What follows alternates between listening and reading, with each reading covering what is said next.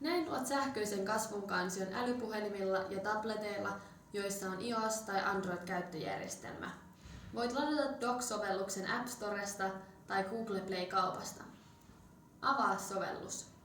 Ensimmäisellä kerralla kun avaat sovelluksen, kirjaudu sisään Google-tililläsi. Jatkossa sovellus kirjaa sinut automaattisesti sisään tililläsi.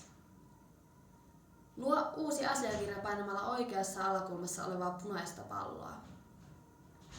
Nimeä asiakirja.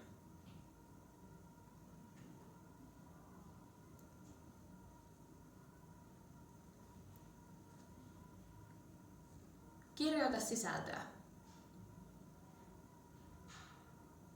Halutessasi voit muokata fonttia painamalla oikeassa yläkulmassa olevaa A:ta. Kun olet valmis, vedä palkkia alaspäin, niin näppäimistö tulee takaisin esille. Kun haluat lisätä kuvia, paina plussaa ja kohtaa kuva. Valitse kohta valokuvista ja klikkaa haluamaasi valokuvaa. Näin kuva ilmestyy asiakirjaasi.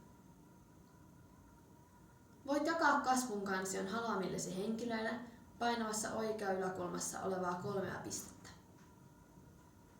Valitse jaa ja vie ja valitse uudelleen jaa. Lisää kohtaan henkilöt niiden henkilöiden sähköpostiosoitteet, joille haluat jakaa kasvun kansion. Valitse viereisen kuvakkeen kohdalta voi kommentoida. Näin huoltajat pääsevät kommentoimaan kasvun kansiota. Viestikohtaan voit kirjoittaa haluamasi viestin. Jaa kasvun kansio painamalla yläkulmassa olevaa nuolta. Kun olet saanut päivitettyä kasvun kansion, paina vasemmassa yläkulmassa olevaa valmismerkkiä. Voit palata asiakirjavalikkoon painamalla vasemmassa yläkulmassa olevaa takaisin nuolta.